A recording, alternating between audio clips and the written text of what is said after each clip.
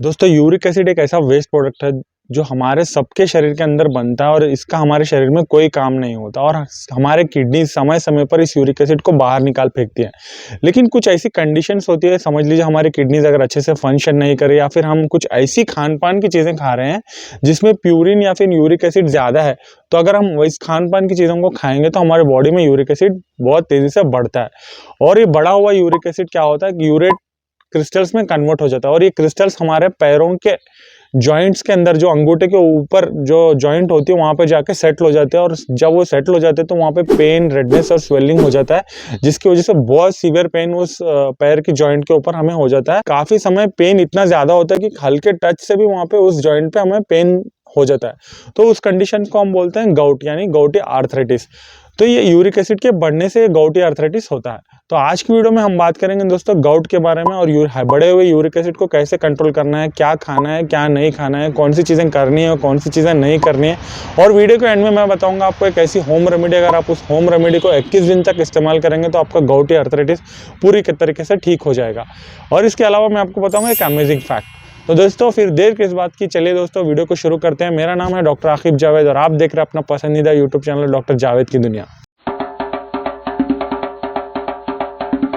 इससे पहले कि मैं वीडियो को शुरू करूं दोस्तों, मैं आपको बताना चाहूँगा यूरिक एसिड और गाउट के बारे में कुछ ऐसे की फैक्ट्स जिसकी वजह से आप वीडियो को आसानी से समझ पाएंगे। गाउट की जो बीमारी होती है दोनों सेक्स में होती है, यानी कि जेंडर से अफेक्टेड जो होते हैं बोथ मेन एंड वुमेन होते हैं। ये यूजुअली सीन कौन सी उम्र में होती है, मतलब ये 40 से 60 साल की उम्र में होती है। और इसकी नॉर्मल रेंज जो यूरिक एसिड की है मैं आपको बताता हूँ। नॉर्मल यूरिक एसिड की रेंज अडल्ट फीमेल के अंदर होती है दोस्तों 2.4 to 6 माइक्रोग्राम पर डीएल। अडल्ट मेल के अंदर होती है 3.4 to 7 माइक्रोग्राम पर डीएल और चिल्ड्रंस में, बच्चों में होती है 2.0 to 5.5 माइक्रोग्राम पर डीएल। और इसमें ये कहाँ पे आपके कौन से बॉडी पार्ट्स में इन्वॉल्व होती है मैं आपको बता दूं। ये आपको हो सकती है फुट्स में हो सकती है, रिस्ट में हो सकती है, एल्बोज में हो सकती है, आपके हैंड्स में भी हो सकती है, हैंड के जॉइंट में भी हो सकती है। नेसेसरी टेस्ट जो आपको पता करने के लिए कि यूरिक एसिड बढ़ा हुआ वो होगा uric acid test in blood और यूरिन। तो अब बढ़ते हैं वीडियो के अगले सेगमेंट पे कि यूरिक एसिड और गाउटी आर्थराइटिस की कंडीशन में हमें कौन कौन सी चीज़ों का परहेज करना है, कौन कौन सी चीज़ें हमें नहीं खानी। मैं आपको बताऊंगा 6 चीज़ें जिनको आपको खाना ही नहीं है, जिनका आपको इस्तेमाल नहीं करना है ताकि आपका यूरिक एसिड लेवल कंट्रोल में रहे। नंबर 1 है मीट। देखिए दोस्तों, मीट के अंदर प्यूरिन्स बहुत ज़्यादा होती है। जो भी हमारे बॉडी में यूरिक एसिड बढ़ता है ये मेटाबॉलिज्म ऑफ प्यूरिन्स की वजह से बढ़ता है। कुछ खान पान की ऐसी चीज़ें होती हैं जिसमें प्यूरिन्स होते हैं, जिसकी वजह से वो प्यूरिन जब ब्रेक डाउन होता है तो हमारे बॉडी में यूरिक एसिड बढ़ता है। और हाँ, ये मीट जो होते हैं, मीट के अंदर बहुत सारा भर भर के प्यूरिन्स होते हैं, चाहे वो रेड मीट हो या फिर व्हाइट मीट हो या फिर फिश हो। जो भी मीट है दोस्तों, मीट के अंदर प्यूरिन्स बहुत ज़्यादा होते हैं, जिसकी वजह से जब आप मीट को खाते हैं तो वो प्यूरिन्स ब्रेक डाउन होकर यूरिक एसिड बढ़ता है। तो आपको यूरिक एसिड की कंडीशन में, हाइपर यूरिशेमिया यानी कि यूरिक एसिड के बढ़े हुए कंडीशन में आपको मीट पूरी तरीके से नहीं खाना है। नंबर 2 है वेजिटेबल्स। देखिए दोस्तों, रिसेंट स्टडीज बताती है कि जितने भी वेजिटेबल्स होते हैं अगर हम उसको हाइपर यूरिशेमिया की कंडीशन में खाएंगे तो यूरिक एसिड को नहीं बढ़ाते। लेकिन कुछ ऐसी वेजिटेबल्स होते हैं जिनको हमें सावधानी बरतनी है अगर हमें गाउटी आर्थराइटिस या अगर हमारे बॉडी में यूरिक एसिड बढ़ा हुआ।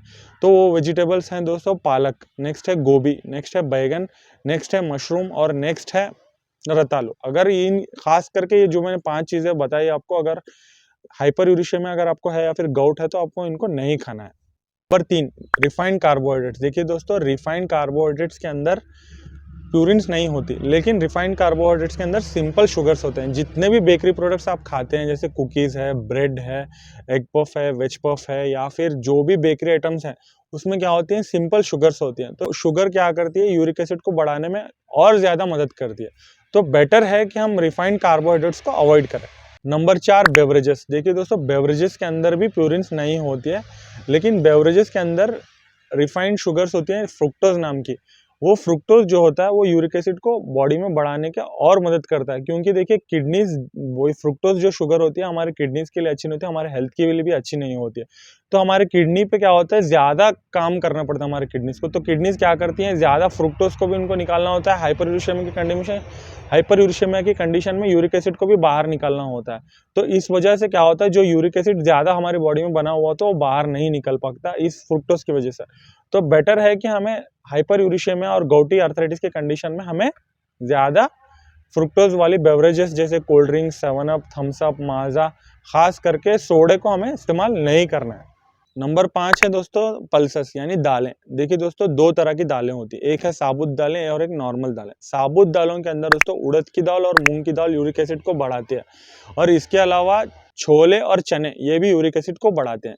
तो हाइपर यूरिशेमिया की कंडीशन में ध्यान रखें कि आप दालों का इस्तेमाल, जो भी मैंने बताया, उड़द की दाल, मूंग की दाल, साबुत और छोले और चनों का इस्तेमाल ना करें। इसके अलावा अगर आप अल्कोहल का ज़्यादा इस्तेमाल करते हैं तो आप कल से ही बंद कर दीजिए, क्योंकि अल्कोहल भी ट्रिगर करता है यूरिक एसिड के प्रोडक्शन को बॉडी के अंदर। तो बेटर है कि आप अल्कोहल को अवॉइड ही करें, पूरी तरह से छोड़ दें।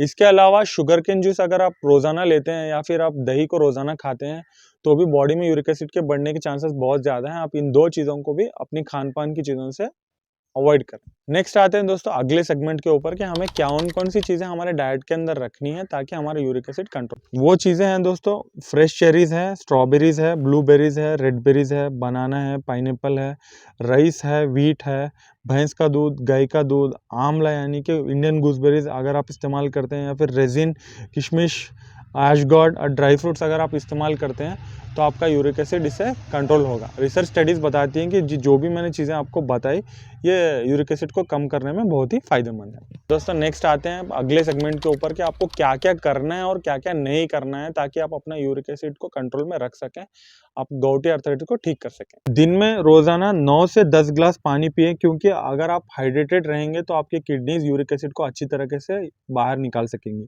नंबर 2, सिट्रिक फ्रूट्स को अपनी डाइट में रखना है, जैसे कि लेमन और ऑरेंज, क्योंकि ये यूरेट क्रिस्टल्स को ब्रेक डाउन करने में काफ़ी फायदेमंद होते हैं। नंबर 3, ज़्यादा चेरीज खाएं। नंबर 4, स्ट्रेस लेना कम करें, क्योंकि आपकी बॉडी में सूजन को बढ़ाता है।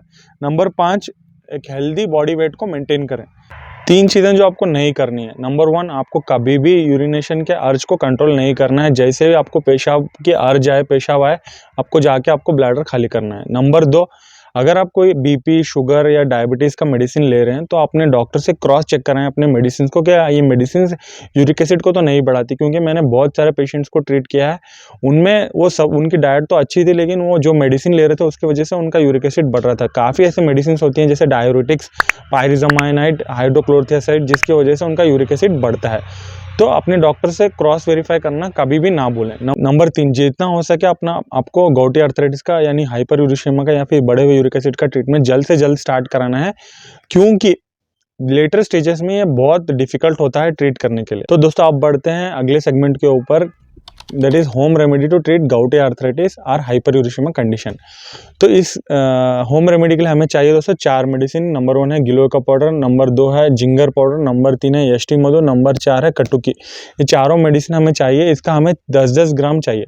10-10 ग्राम आपको क्या करना है, लेके इसको आपको अच्छे से पाउडर बनाना है, आपको इसको हनी के साथ मिक्स करना है, और इस मिक्सचर को आपको 1 से 2 ग्राम लेना है सुबह और शाम खाना खाने के बाद 21 दिनों तक। अगर आप 21 दिनों तक ये लेंगे, ये मेडिसिन को, ये होम रेमेडी को, तो आपका गouty आर्थराइटिस पूरी तरह से ठीक हो जाएगा। लेकिन बशर्त यह है कि मैंने भी जो आपको डूज एंड डोंट्स बताया, जो भी आपको खान पान की चीज़ों को परहेज करने के लिए कहा गया, अगर आप वो परहेज करेंगे तो आपका गouty आर्थराइटिस 21 दिन में ठीक हो जाएगा। तो अब आते हैं दोस्तों आखिरी सेगमेंट के ऊपर कि अमेजिंग फैक्ट ऑफ गouty आर्थराइटिस। जैसा कि मैंने आपको बताया था कि gouty आर्थराइटिस के बारे में आपको एक अमेजिंग फैक्ट बताऊंगा। इसका अमेजिंग फैक्ट ये है कि gouty आर्थराइटिस को राजा महाराजाओं की भी बीमारी बुलाया जाता है, क्योंकि जितने भी पुराने राजा थे उनके लैविश लाइफस्टाइल की वजह से, उनके ज़्यादा शराब पीने की आदत की वजह से इनमें ये बीमारी बहुत कॉमन थी, तो इसको राजाओं की बीमारी भी बताया जाता है। आज की वीडियो में मैं थैंक्स करना चाहूँगा संदीप माहेश्वरी सर को, महात्मा जी टेक्निकल को और मनोज दे के सर को, क्योंकि मैंने संदीप माहेश्वरी सर से मोटिवेट होकर मैंने सोशल प्लेटफॉर्म पे आके वीडियोस बनाना शुरू किया है,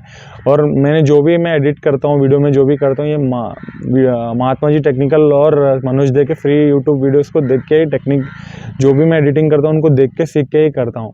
तो दोस्तों उम्मीद करता हूँ आज की वीडियो आपको ज़रूर पसंद आई होगी। अगर आपको वीडियो पसंद आई है तो इसे ज़रूर लाइक कीजिए, और अगर आपने चैनल पे वीडियो को पहली बार देखा है तो चैनल को सब्सक्राइब कीजिए, और अभी तक आपने बेल आइकन को प्रेस नहीं किया तो बेल आइकन को प्रेस कर दीजिए, ताकि समय समय पर आपको इसी तरह की वीडियो की नोटिफिकेशन मिलती रहे। तो मैं डॉक्टर आकिब जावेद आपसे विदा लेता हूँ दोस्तों, इस वादे के साथ मिलूंगा आपसे फिर एक बार एक अच्छी बढ़िया सी वीडियो के साथ। तब तक के लिए आप खुश रहिए, कुछ नया सीखते रहिए, कुछ नया करते रहिए और हंसते रहिए, क्योंकि देखिए दोस्तों laughter is the best medicine. अगर आप हंसेंगे तो आप रहेंगे फिट।